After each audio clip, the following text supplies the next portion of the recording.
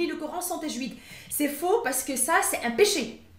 Le imam Ibn al-Jazari, il l'avait dit, Man lam yujawwid al-Qur'ana athimu, celui qui ne psalmodie pas le Coran est pécheur. C'est une question immense qui demande plusieurs réponses, plusieurs détails. Donc, premièrement, effectivement, quand je dis faire cheminer quelqu'un vers l'excellence, ça veut dire que je prends quelqu'un qui ne sait rien du tout. Est-ce qu'il faut lire le Coran en français ou est-ce qu'il faut le lire en arabe? C'est une question qu'on peut se poser pour les arabophones comme pour les francophones, pour les convertis ou pour les non-convertis. Et surtout, la grande question qu'on peut se poser, c'est est-ce que la récompense est la même lorsqu'on lit le Coran en arabe et lorsqu'on le lit en français? C'est le sujet de la vidéo d'aujourd'hui, une vidéo dans laquelle on va pouvoir rentrer précisément et dans le détail, puisqu'aujourd'hui nous avons une invitée. Sana El Boukhali nous fait l'honneur d'être présent sur la chaîne Voix for Islam. Bienvenue à celles et ceux qui nous rejoignent aujourd'hui. Salam alaikum. Et Sana El Boukhali, donc professeure, formatrice et conférencière certifiée et diplômée. Votre parcours est reconnu et validé par des professeurs et savants émérites des différents pays comme la France, l'Égypte, le Qatar, le Maroc et beaucoup d'autres pays. Des professeurs d'ailleurs et savants avec qui vous étudiez toujours aujourd'hui. Vous êtes également la fondatrice et aussi professeure sur la plateforme des élites du Coran.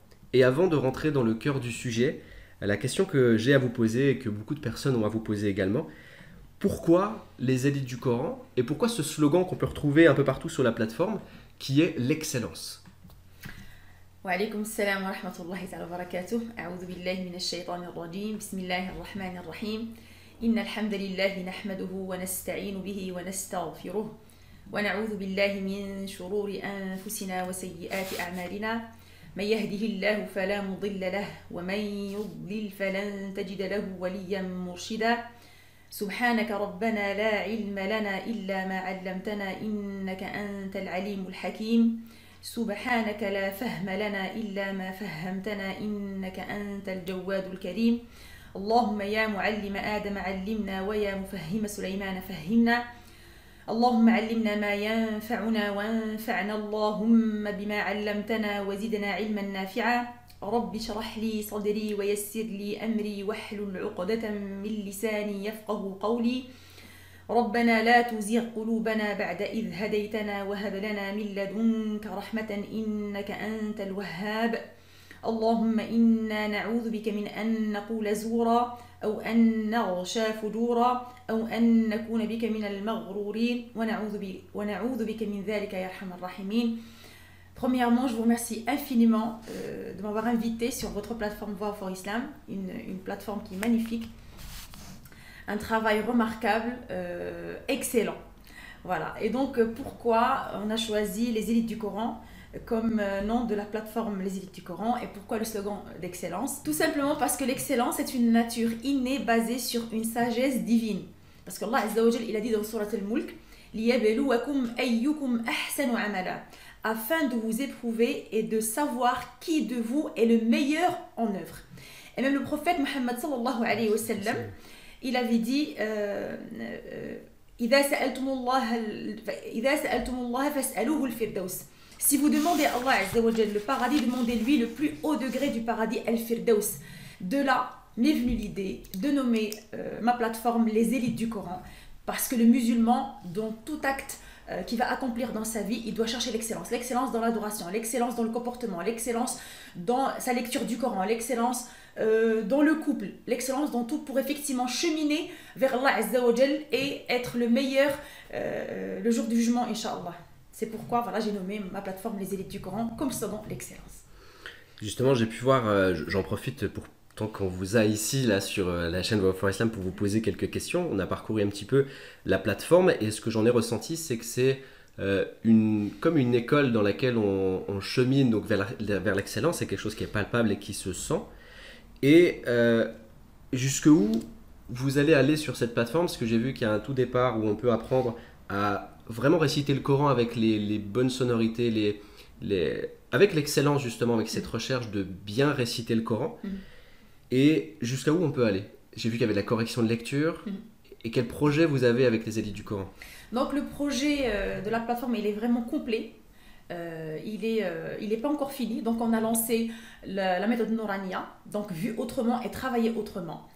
adapté à tout le monde, du tout débutant ou débutante jusqu'au confirmé. Donc j'ai eu des personnes qui ont même l'ijaz dans le Coran al-Karim, qui ont refait avec moi tout le cursus de l'apprentissage des lettres et leur prononciation pour parfaire leur lecture, parce qu'ils avaient appris donc le Coran avec une prononciation pas mauvaise, mais voilà, à améliorer.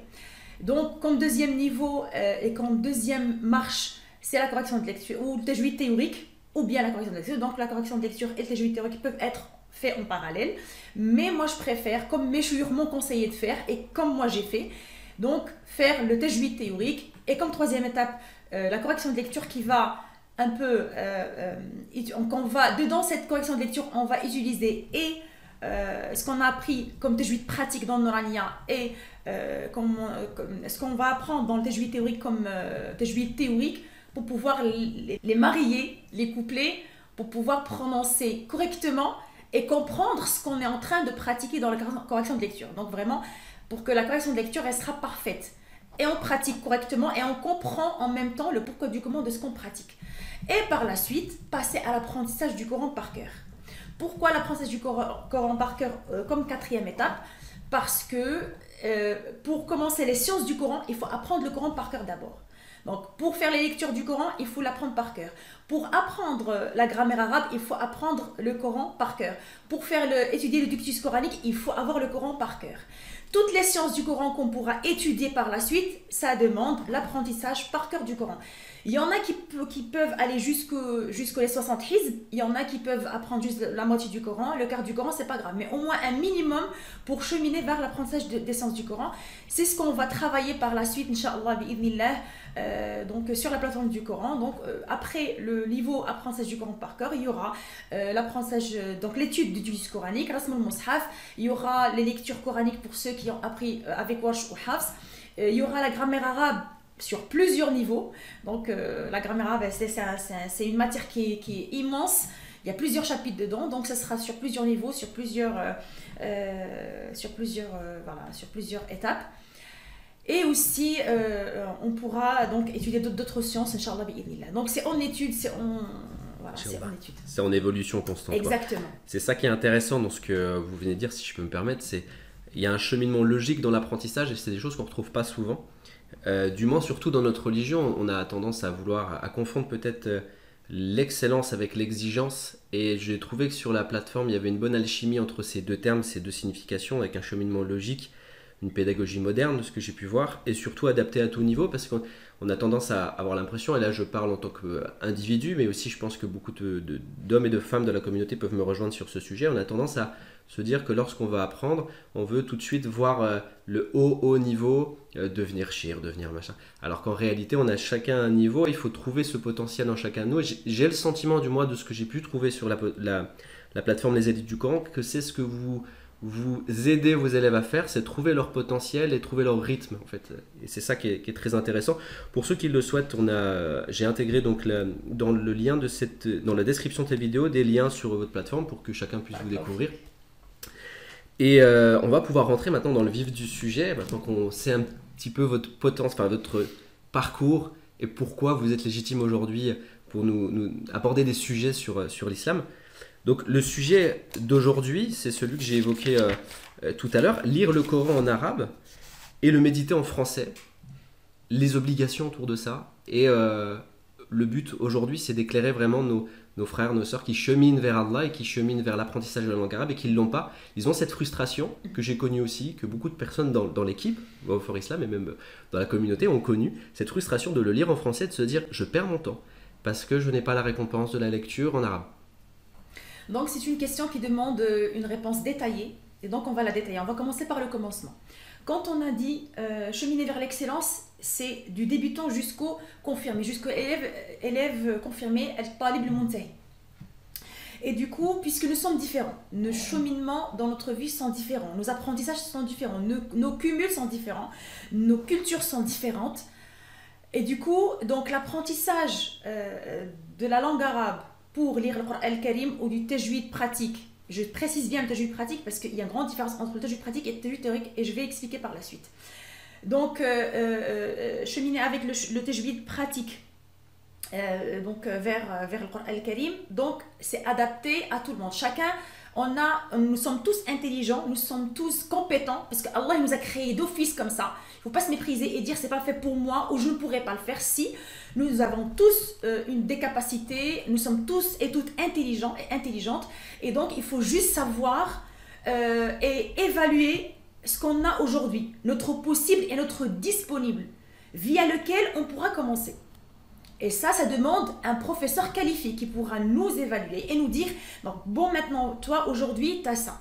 Et donc, on va se baser sur ça, sur ce que tu as. On va pas perdre ce que tu as déjà. Parce qu'il y a des gens qui ont déjà commencé un apprentissage, ils ont déjà commencé l'étude des lettres arabes, ils sont déjà inscrits dans d'autres plateformes. Forcément, la majorité, il n'y avait pas de suivi, il n'y avait pas de résultats. Et donc, ils étaient effectivement frustrés, ils ont arrêté. Et ils ont pris le Coran en français, on va le lire en français en attendant. Donc, ceux qui n'ont pas la langue arabe et qui n'arrivent pas à lire le Coran en arabe, ils peuvent le lire en français, ils sont récompensés doublement. Parce qu'ils ont ce frein ou cet obstacle vers la lecture du Coran en arabe. Mais, je dis, voilà, et je mets un stylo rouge et je souligne sur ce mais-là. Parce que avoir cette niya-là, de cheminer vers Allah Azza wa Jal, et d'avoir la niya d'apprendre la langue arabe pour lire le Coran en arabe. En attendant de cheminer de tracer ce chemin et cheminer vers cette lecture-là, il faut apprendre l'arabe. Il faut apprendre les lettres arabes. Il faut perfectionner sa lecture. Le temps que ça prendra, c'est pas un problème. Même si on part chez Allah sans avoir atteint notre objectif, mais au moins on a la niya de le faire. Donc il faut avoir déjà la niya dans notre cœur de cheminer vers cette lecture en arabe du Coran. Mais en attendant, on ne perd pas le temps, c'est pas une perte de temps. La traduction, ça nous montre et ça rapproche le sens de ce qui est écrit en arabe, et comme ça on est quand même connecté avec Allah Azza wa Jal via cette lecture là. C'est très important. En attendant de perfectionner, il faut prendre le possible et le disponible. Pour les francophones qui ne maîtrisent pas l'arabe, leur disponible et leur possible, c'est celui-là: prendre un Coran en français et le lire, avoir cette relation avec le Coran al-Karim. Au contraire, ils vont construire cette relation le jour où ils vont pouvoir lire en arabe le Coran. Ils ont déjà cette relation qui est tissée avec le Coran al-Karim, et donc c'est ce qui est demandé déjà. Pour un musulman, il faut avoir cette relation avec le Coran, avec sa religion, avec Allah Azza wa Jal, le bon comportement, tout ce que les musulmans savent, donc le minimum obligatoire que le musulman doit avoir dans sa vie pour cheminer vers Allah Azza wa Jal. Donc, cette lecture, bien sûr, elle est récompensée, mais comme je dis, on doit avoir la niya pour cheminer vers la lecture du Coran en langue arabe. Ça, c'est très... Il y a un impact sur ce que vous dites, et je ne sais pas si vous mesurez à quel point, parce que justement, et là je parle peut-être en tant que converti, ou pour les convertis, ou pour même des arabophones qui ont cette frustration justement, et des fois peut-être même cette culpabilité de se dire je suis arabophone, je devrais pouvoir lire. Et ce que moi j'entends, c'est que presque là, vous recommandez, c'est même pas presque, c'est ce que vous avez dit, vous recommandez de le lire en français pour avoir cette approche des sens, et de ne jamais perdre ce cheminement vers l'apprentissage de la lecture avec justesse de la langue arabe, la langue du Coran. Exactement, parce que la lecture juste du Coran, c'est une obligation pour le musulman. La lecture juste en arabe, c'est une obligation. Donc maintenant, on n'a plus d'excuses parce qu'on a ces portes via Internet ou en présentiel qui se présentent pour pouvoir lire le Coran en arabe, c'est-à-dire apprendre les mécanismes et les outils qui vont nous faire cheminer vers cette lecture, mais correcte et juste, parce que la parole, elle est divine, donc il faut monter à sa hauteur pour la lire. On ne peut pas la lire comme ça, on ne peut pas la lire... voilà, je vais ouvrir une petite parenthèse. Une élève m'avait dit, elle avait un professeur, je méprise le travail de personne, mais juste c'est un constat, il faut faire très attention.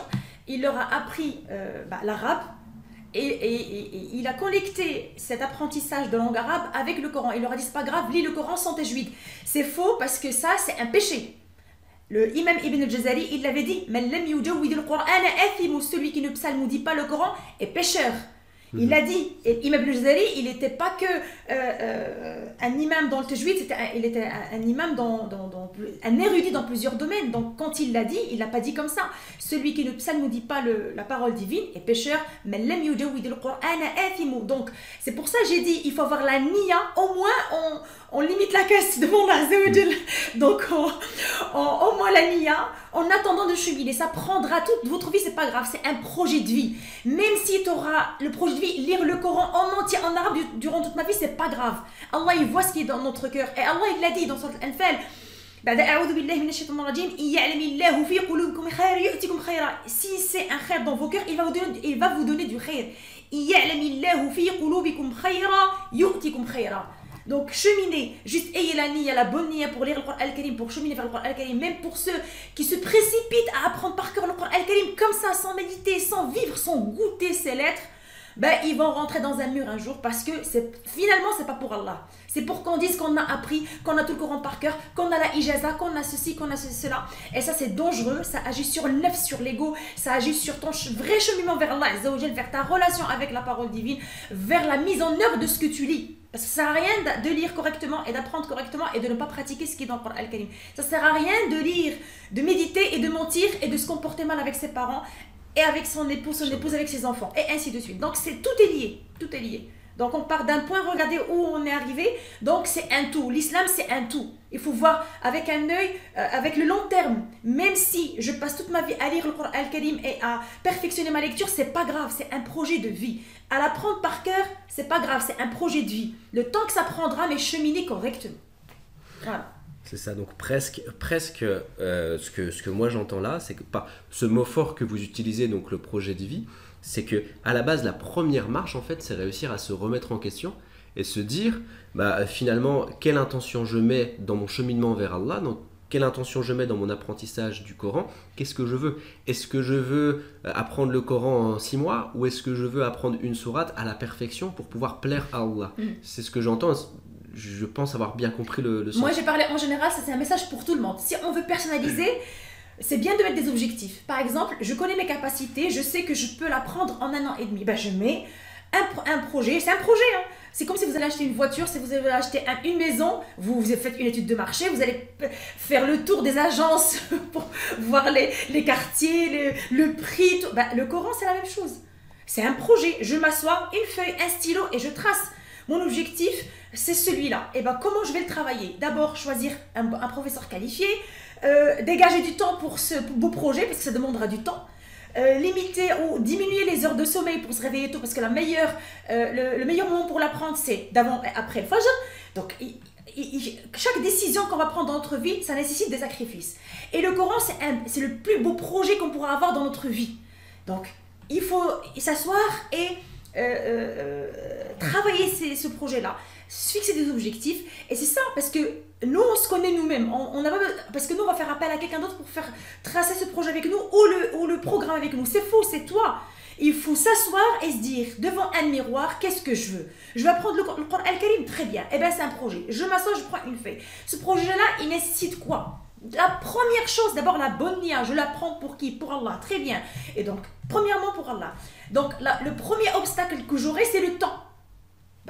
Chacun, nous avons des vies différentes. Il y en a qui travaillent, il y en a qui ne travaillent pas, il y en a qui ont une bonne mémoire, oui, non, il y en a qui ont des enfants, il y en a qui n'ont pas d'enfants. Donc, nous sommes différents. Donc, on doit adapter ce projet par rapport à notre vie, par rapport à notre rythme de vie, à notre quotidien, par rapport à tout ce qu'on fait en parallèle.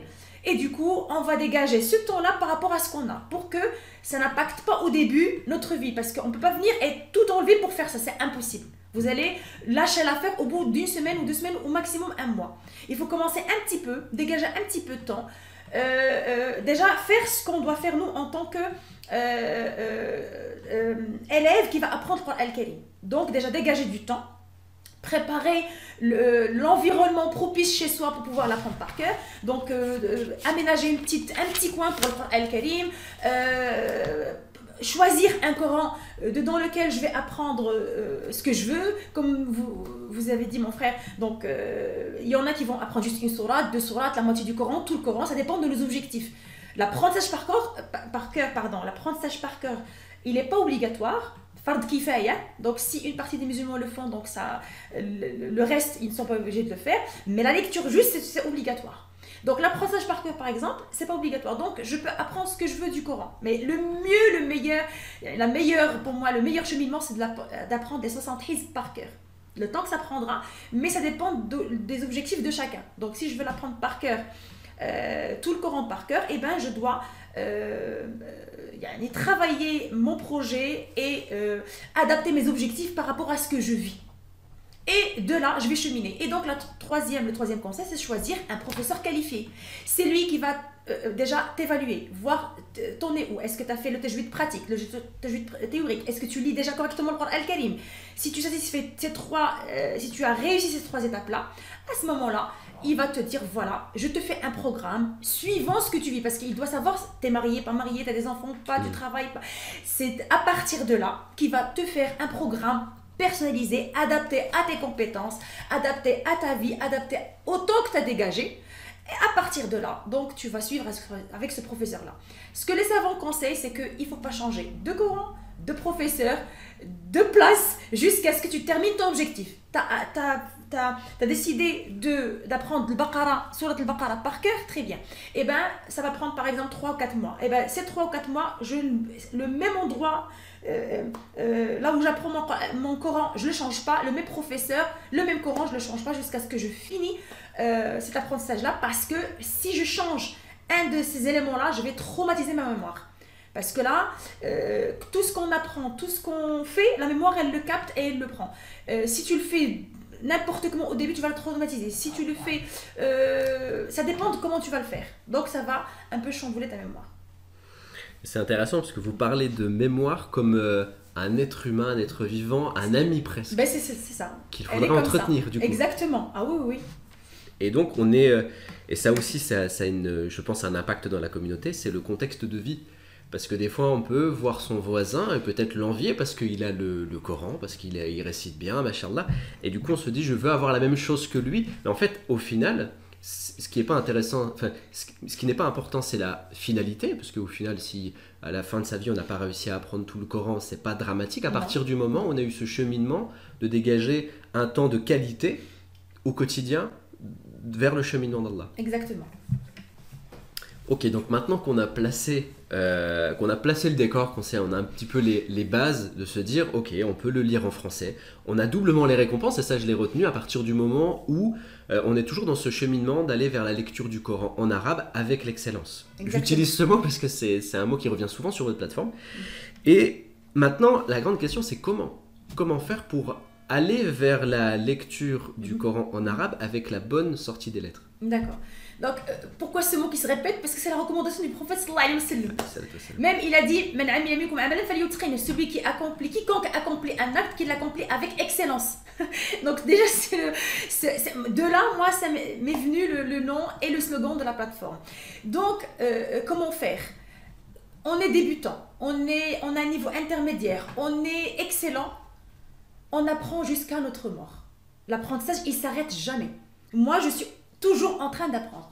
Je ne m'imagine pas un jour arrêter d'apprendre ou de perfectionner certaines sciences parce que c'est mon oxygène, c'est ma vie, c'est avec ça que ma mémoire elle est régulée, mon comportement il est régulé, ma connexion avec le Coran elle est liée via cette fibre de la parole divine, via cette connexion avec Allah Azza wa Jal, ou hadam fadlillah subhanahu wa ta'ala.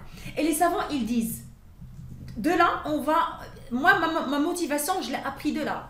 D'une parole que j'ai lue dans un livre, les savants, ils disent la meilleure adoration surérogatoire à faire après les adorations obligatoires, c'est l'étude du Coran et ses sciences. Ça veut dire que même si tu te réveilles avant le Fajr et tu étudies le Coran et ses sciences, c'est comme si tu as fait 2 rak'at de qiyam. C'est beaucoup mieux que les 2 rak'at de qiyam. C'est énorme. Quand on entend les savants dire ça, c'est énorme. Ça veut dire qu'il y a des personnes qui vont se réveiller, lire le Coran, ils n'arrivent pas à faire ou il ne leur reste pas le temps de faire 2 rak'at de qiyam, on va être dégoûté. Oui, j'ai pas effectué les 2 rak'at, mais j'ai lu le Coran. Mais tu as effectué une adoration, la meilleure des adorations surérogatoires. Et du coup, comment on fait? On commence par le commencement, mais suivant une évaluation faite par un professeur qualifié, pour ne pas perdre le cumul que l'élève a eu, l'apprentissage qu'il a eu auparavant. Et du coup, moi sur Instagram, sur les élites du Coran, mon compte sur Instagram, il y a plein de témoignages de mes élèves qui ont commencé. J'ai pas de tout. J'ai des élèves vraiment intermédiaires, des élèves débutants, des élèves qui ont l'Ijaz dans le Coran al-Karim. Et tous, ils attestent une seule chose, c'est que quand on commence juste, le résultat il est garanti. Walhamdoulilah, dans Fadlillah, nous, voilà, on est des sabab, mais هذا فضل الله سبحانه وتعالى et jazallahu khayran mes chouyoukh anni khayr al-jaza, c'est eux qui m'ont montré ce chemin, c'est eux qui m'ont enseigné ce cheminement-là, la méthode de nos ancêtres savants, ils étudiaient comme ça. Il n'y a pas de méthode magique pour apprendre le Coran, méthode magique. C'est une seule méthode que nos ancêtres avant ont fait et nous on fait que rapporter. On pratique que ce qu'ils ont fait. Pourquoi ils étaient excellents? Parce qu'ils ont cheminé ainsi. Et bien nous on suit seulement leur cheminement. Donc on commence par la première marche. C'est parfaire la lettre en prononciation. Au niveau de la pratique, au niveau de la théorie. Si je prononce ba, je dois la pratiquer correctement et comprendre pourquoi je fais ce bain. Il y en a qui vont venir, prononce comme ça et c'est tout. Non, je dois lui expliquer pourquoi le bain il est comme ça. Pourquoi le alif il allonge le bain et par exemple le hamza, quand on étudie les lettres arabes individuelles, chacune toute seule, et ben par exemple quand je prononce hamza, il n'y a pas de med. Il faut savoir par exemple que le med il fait partie de la construction de la lettre. Il fait partie on ne peut pas l'enlever. Je ne peux pas dire ba. Ba, si je dis ba, c'est juste, mais c'est suite à un outil que j'ai rajouté qui est le fatha, et ainsi de suite. Et donc, on commence par parfaire la lettre, l'unité la plus petite de toutes les langues. Tu veux apprendre l'anglais, si tu ne maîtrises pas les lettres d'anglais toutes seules, impossible que tu maîtriseras la langue. Pareil pour les autres langues. Et donc, la langue arabe, c'est la même chose. Donc, je dois parfaire la lettre en prononciation. Bien sûr pratiquement et comprendre le pourquoi du comment théoriquement et cheminer, et quand je finis ce cheminement pratique de prononciation, ça veut dire la lettre toute seule, composée avec d'autres lettres, mélanger avec d'autres mécanismes et outils jusqu'à arriver à composer et décomposer des mots, placer ce mot dans un verset et pouvoir l'enchaîner avec d'autres mots, ce qui va me ramener vers une lecture fluide et souple dans le Coran al-Karim.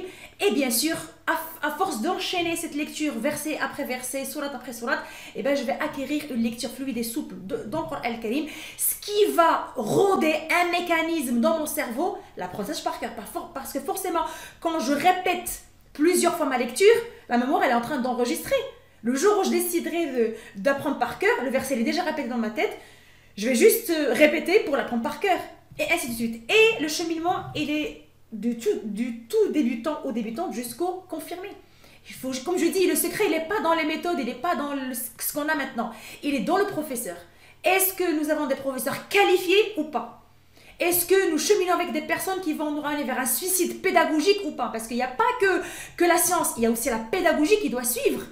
C'est que ce professeur-là, est-ce qu'il était qualifié? Est-ce qu'il était formé? Moi, je me souviens très très bien quand la mosquée m'avait demandé, et les sœurs qui me connaissent et les frères qui me connaissent peuvent témoigner, quand ils m'ont demandé d'enseigner les enfants quand j'ai eu mon premier diplôme de Nranieh il y a des années, je suis partie à Paris me former comment enseigner les enfants. Parce que c'est une amana devant Allah Azza wa Jalla, je ne peux pas enseigner les enfants des musulmans, c'est comme mes enfants, comme ça. Je dois d'abord apprendre comment se comporter avec un enfant, comment passer le message à un enfant, comment un enfant reçoit cet apprentissage, comment lui faire réviser, comment faire évoluer cet enfant vers une perfection, comment se comporter avec un enfant. Moi, je sais me comporter avec mes enfants, les enfants des autres, je ne saurais jamais parce que je ne vis pas avec eux. Et du coup, j'ai pris les sœurs que j'ai formées en Orania et nous sommes partis à Paris dans un ma'had et on a appris comment enseigner les enfants. Effectivement, avant de lancer la plateforme des élites du Coran, et même avant, 2-3 ans avant, dans mon cursus d'apprentissage, je me suis inscrite en Égypte dans un ma'had pour apprendre comment enseigner les adultes ou une science. Comment on pourra l'enseigner. Et bien sûr, mes chouyours, ils m'ont fait un suivi dans ça. Donc moi, j'ai appris dans un ma'had, mais eux, ils m'ont fait un suivi pour pouvoir, effectivement, quand je dis faire cheminer quelqu'un vers l'excellence, ça veut dire que je prends quelqu'un qui ne sait rien du tout. Et le faire cheminer vers une excellence. Et alhamdoulilah, vous pouvez partir sur mon compte Instagram et on a des vidéos d'avant et après, et même les sœurs ils sont encore en train d'étudier avec moi. Alhamdoulilah, ils l'ont atteint et nous, c'est pas juste les paroles. Nous, c'est les étudiants, On a la preuve, la garantie que notre cheminement fonctionne et marche. Tu viens, tu connais rien du tout. Bien sûr, quand on dit on va te faire cheminer d'ici 3 ou 4 mois, ce sera vraiment le cas. Mais à condition, il faut avoir la motivation, il faut avoir envie, il faut arracher l'excellence comme nous en tant que corps professoral, on l'arrache. Donc, moi, quand je reçois un élève, je ne le prends pas tout de suite. C'est un entretien minutieux. Tu as appris quoi, tu as fait quoi, et tu veux t'inscrire, il n'y a pas de problème. Mais est-ce que tu es prêt d'arracher? Est-ce que tu es prêt de dégager du temps pour, alhamdoulilah, toutes celles qui se sont inscrites, elles ont arraché bi fadlillah. Vous avez parlé justement de votre compte Instagram, on va l'intégrer à la description de cette vidéo, comme ça les auditeurs pourront aller regarder s'ils le veulent avec le lien de la plateforme. Vous avez donné beaucoup de mots lourds de sens, j'en ai relevé quelques-uns, et notamment celui qui m'a transpercé le plus, c'est suicide pédagogique. C'est un mot qui est très très très lourd, Si. et bon, ça sent peut-être le vécu, l'expérience.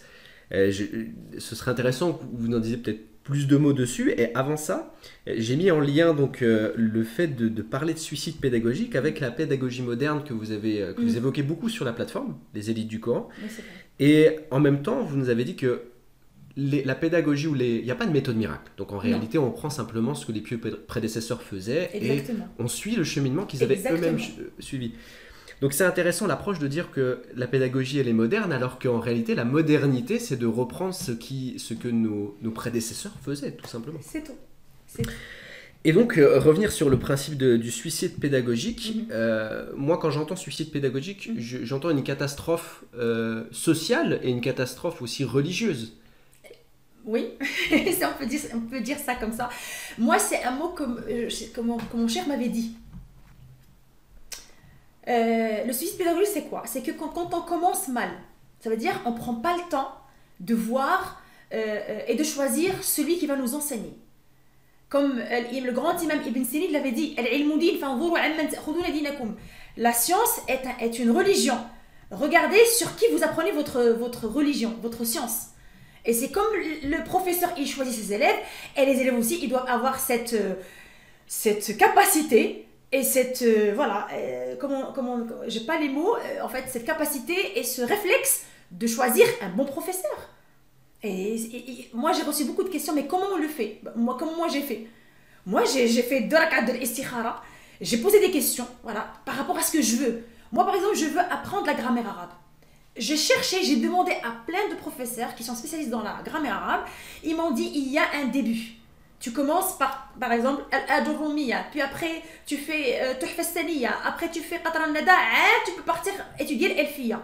Et tout ça, c'est des moutons. Al-Ajurrumiya, c'est un metn. Tuhfa Saniya et Qatra al-Nada, c'est des livres qui expliquent un petit peu Al-Ajurrumiya et qui expliquent encore plus en détail. Et qui te ramène un petit peu de l'Ajurrumiya, un petit peu de l'Elfiya pour te préparer à étudier l'Elfiya. L'Elfiya, c'est plus de 1000 vers.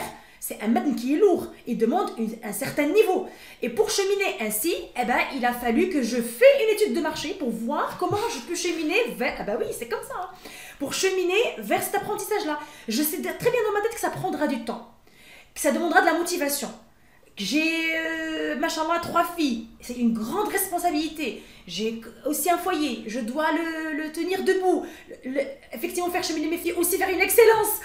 Moi aussi, vers Rabbi, vers mes parents, vers tous ceux et celles qui m'entourent.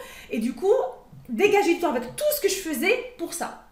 Et ça, il n'y a pas de secret. Il faut demander à Allah. Moi, je dis toujours à une copine très très proche, si elle va l'entendre, elle va rigoler. Je lui dis en arabe, hargi dorkaat, Allah Azza wa Jal. Ça veut dire brûle, ça veut dire réveille-toi avant le fajr et brûle dorkaat pour Allah Azza wa Jal. Ça veut dire fais un effort et brûle cette énergie-là pour Allah Azza wa Jal. Demande à Allah Azza wa Jal, demandez à Allah Azza wa Jal. Faites dorkaat de qiyam et demandez ce que vous voulez. ربي قال إذا سألك عبادي عني فإني قريب أجيب دعوة الداعي إذا دعان. Il est là pour nous répondre et pour satisfaire ce qu'on veut. Et moi je suis comme ça. Je demande à Allah Azza wa Jal pour qu'il puisse mettre des gens dans mon chemin qui vont m'aiguiller, qui vont me montrer le bon chemin. Et de fil en aiguille, j'ai demandé jusqu'à ce que je suis tombée sur le bon cheikh. Alhamdulillah, jusqu'au jour d'aujourd'hui, j'étudie avec lui. Et donc il m'a montré effectivement, j'ai commencé avec le commencement. Et effectivement, moi j'avais commencé un petit peu avec une autre professeure. Et c'est à ce moment-là, en fait, en étudiant, je sortais des choses qui n'étaient pas qui ne concordait pas avec ce qu'il disait. Je dis ben non, c'est faux. Il m'a dit ben non, c'est toi qui dis faux parce que ça c'est dit dans l'Elfiya et t'as pas à savoir ça maintenant, c'est un suicide. Là, tu as rempli ta tête avec quelque chose qui ne va pas te servir, voilà ce qu'il faut apprendre. Et il m'a dit ça, c'est Hada Intihar min Haji. C'est un suicide pédagogique de cheminer mal dès le début. Avant de se précipiter et de prendre tout de suite, prends le temps d'étudier et de voir avec qui tu vas étudier. Et cette science-là, comment on l'étudie? Comment l'étudier? Partir par exemple sur YouTube et prendre tout et n'importe quoi? Non. Il faut demander, prendre le temps de voir, de faire le choix, de faire le tri. Parce que sur le net, on sait toutes et tous qu'on trouve tout et n'importe quoi. Donc il faut avoir quand même le petit recul pour voir ce qui nous attend. Ou voir, moi je dis toujours, une élève qui est venue me voir, elle me dit, voilà, j'ai été chez une professeure et tout, j'ai dit, ok, est-ce que ta professeure t'a montré ce que tu auras d'ici 3 mois? Elle m'a dit, elle m'a promis d'ici 3 mois j'aurai ça. Je dis, est-ce qu'elle t'a montré? Il ne suffit pas de dire, mais de montrer. Moi je te dis, aujourd'hui tu vas faire Norania, mais d'ici 3 mois, tu auras les mots à composer, à décomposer fluidement. Moi, si je le dis, alhamdoulilah, j'ai la confiance parce que c'est l'expérience, je sais que c'est le cas. Et quand je prends mon élève, voilà, c'est 1 plus 1 égale à 2. Voilà, c'est mon slogan aussi, 1 plus 1 égale à 2. Ça ne rigole pas parce que c'est la parole divine. Il ne s'agit pas d'une parole normale. On doit être à sa hauteur. Donc, effectivement, je ne fais que tirer vers le haut cette personne-là pour qu'elle puisse arracher cette excellence pour la parole divine. Et du coup, donc, je lui demande toujours quand vous voulez vous inscrire, quand vous voulez inscrire même vos enfants, tu poses ton enfant, tu dis aujourd'hui, je te pose mon enfant, aujourd'hui il n'y a pas de problème. Voilà le programme que je vous présente. Il va étudier ça, il n'y a aucun souci. C'est ce qu'on appelle en arabe le mudkhalat. Ils sont où le mukhrajat? Le résultat, il est où? Si ce que vous enseignez, ce que vous me présentez fonctionne, forcément vous l'avez déjà testé. Il est où le résultat? Donnez-moi des exemples qui étaient dans le même cas de mes enfants ou de moi-même pour que je puisse être convaincue. C'est comme ça qu'on chemine. Et je dois d'abord voir ce qui m'attend, le résultat que j'aurai, puis par la suite, cheminer. Maintenant, on voit juste les slogans, les pubs et tout, et on voit un petit peu ce qui se dit, et on s'inscrit, et forcément, si on ne demande pas à cette personne s'il y a un suivi ou pas, s'il y a des évaluations ou pas, si à la fin, est-ce que je saurais faire ça? Parce que maintenant, la grande question, moi, ce qui me dérange en plus, c'est que quelqu'un qui va venir te voir, je veux apprendre l'arabe. Mais de quel arabe tu parles?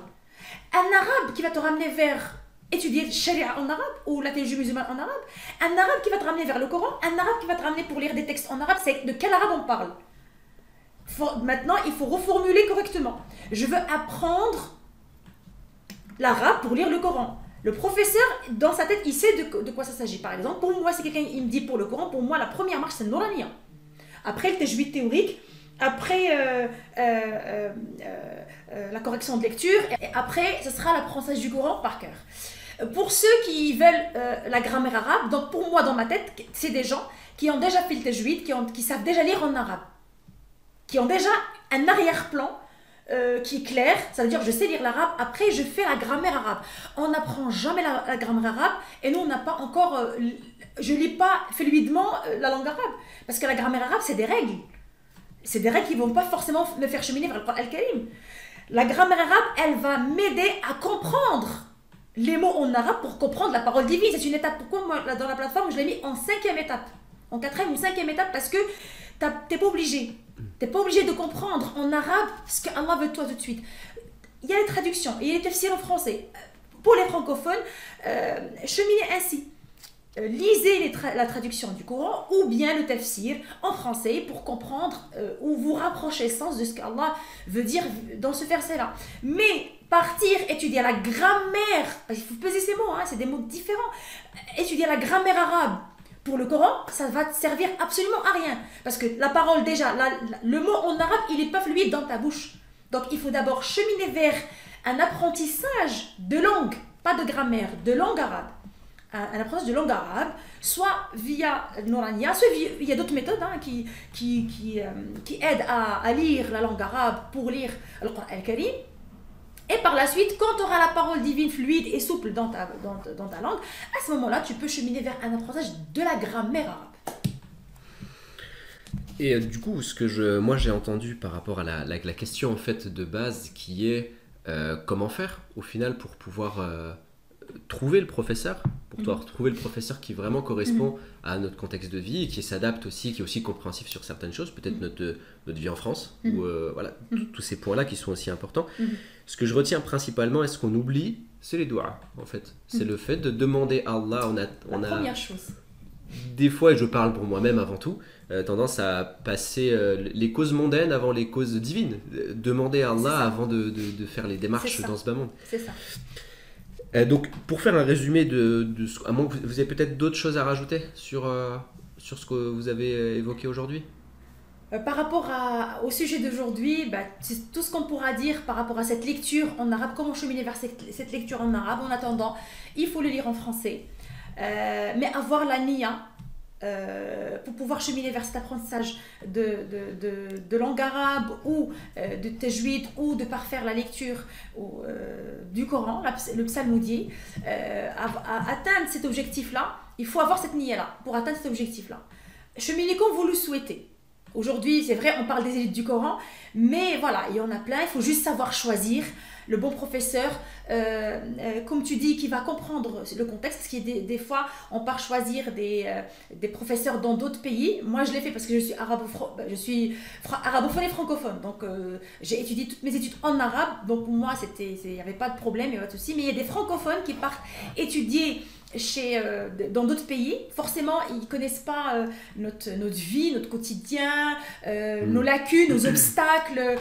Voilà. Donc moi, je vis en France, donc je connais les francophones, je les enseigne tout le temps, donc je connais à peu près leurs obstacles, leur manière de penser, de voir les choses, les freins. Voilà, non, c'est pas fait pour moi. Ah non, même une m'a dit, ah, tu parles des élites, c'est pas fait pour moi. Ben non, pour te faire cheminer vers l'élite. Prends le train avec nous pour même. Tu crois que moi je suis une élite? Je ne suis pas une élite. Mais effectivement, ce slogan et ce titre ou ce nom, c'est effectivement pour me motiver moi aussi à atteindre ce nom-là, pas dans cette vie d'ici-bas, demain devant Allah Azza wa Jal, pour être parmi ses proches et ses privilégiés et tous ceux qui nous regardent et vous aussi. Inch'Allah. L'objectif ultime. Voilà, c'est ça, ultime pour tout le monde.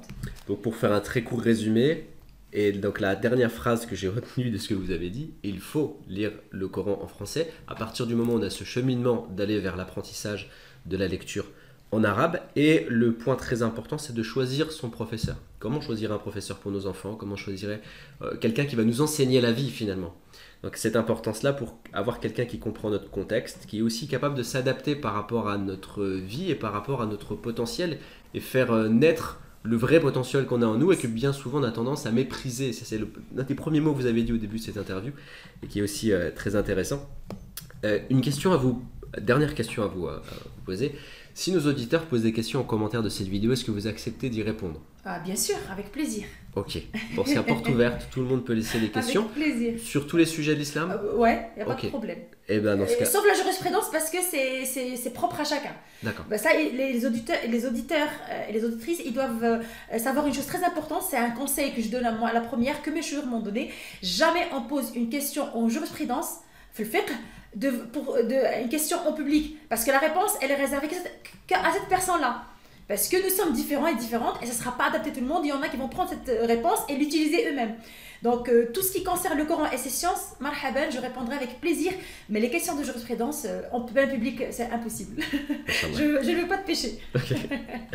Et donc pour terminer, pour ceux qui le souhaitent, il y a la possibilité aussi en description de cette vidéo, et vous allez peut-être nous dire ce que vous pensez de ça d'ailleurs. On a fait une version audio du Coran des éditions Tawhid que vous pouvez retrouver sur le site des éditions Tawhid, et le Coran juste version audio est disponible en description de cette vidéo. Vous trouverez un lien, vous pourrez cliquer dessus, et l'objectif en fait et l'intention qui a été mise lorsqu'on a créé en fait ce fichier audio, ça a été de permettre aux gens de lire le Coran en arabe et de ne pas perdre, entre guillemets, même si on a vu aujourd'hui que ce n'était pas une perte de temps, mais de ne pas perdre du temps à le lire en français. C'est-à-dire qu'on permet aux gens de lire pour garder le sens des versets, donc le lire en voiture, le lire en marchant, le lire dans un arrêt de bus, dans tous les moments qu'on pourrait appeler des moments morts de la vie. Et pour garder ce sens-là, et en parallèle, aller vers ce cheminement de l'apprentissage de la langue arabe. C'est ce qu'on a voulu mettre en place. Est-ce que c'est quelque chose que vous pouvez valider ou est-ce que... Bien sûr, déjà moi je l'ai acheté moi-même. C'est comment il est très très bien fait. La traduction elle est vraiment au top. Et ce qui est bien c'est que quand le cheikh qui a traduit ce Coran, donc il met la traduction mais il met des renvois pour les mots qu'il met en arabe et que voilà, qu'on n'arrive pas à comprendre en tant que francophone. Et donc moi quand j'ai lu quelques passages, franchement il est magnifique. Même moi, arabophone, francophone, ça m'a beaucoup aidé dans mes traductions, dans mes compréhensions. C'est toujours enrichissant d'apprendre des autres. Et franchement, il est très très bien travaillé. Et même, je l'ai partagé sur mon compte Instagram. Voilà. Les éditions Tawhid, bravo pour votre... J'ai dit en arabe, bravo. Bravo pour votre travail. Le cheikh qui a travaillé sur la traduction, il a travaillé pendant 10 ans, c'est Mohamed Chadmi. Chadmi, du Maroc. Ouais, c'est un Marocain du Maroc. Ouais. Pour nos auditeurs. Et donc, juste petite précision, c'est pas Voix for Islam qui s'est occupé de la traduction, donc c'est une traduction qui est portée par les éditions Tawhid, donc réalisée par Mohamed Chadmi pendant 10 ans. La seule chose que nous on a faite, c'est avoir un accord, en fait, une autorisation par les éditions de le faire en version audio. C'est-à-dire que eux proposent ce livre en version physique avec des codes barres qui vont vous permettre d'écouter en fait le Coran en version audio. Si vous voulez juste la version audio, c'est disponible en description de la vidéo. Si c'est pour la version physique, vous le trouverez sur les éditions Tawhid.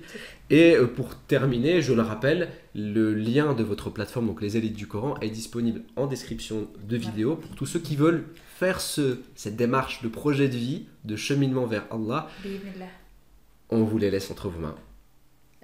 Bienvenue pour tous ceux et celles qui vont joindre la team des élites du Coran. Marhaba bikoum.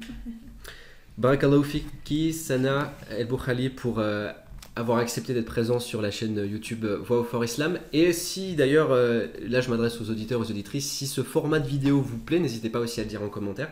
On en refera d'autres si vous acceptez de répondre sur d'autres sujets qui portent sur l'islam. Barakallahu fiki, à très bientôt Inch'Allah. Bon Ramadan à tout le monde.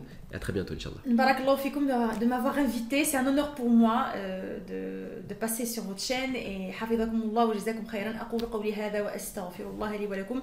Subhanaka Allah wa hamdik. Nashhadu an la ilaha illa ant nastaghfiruka wa natubu ilayk. Ramadan Mubarak pour tout le monde et fi amanillah.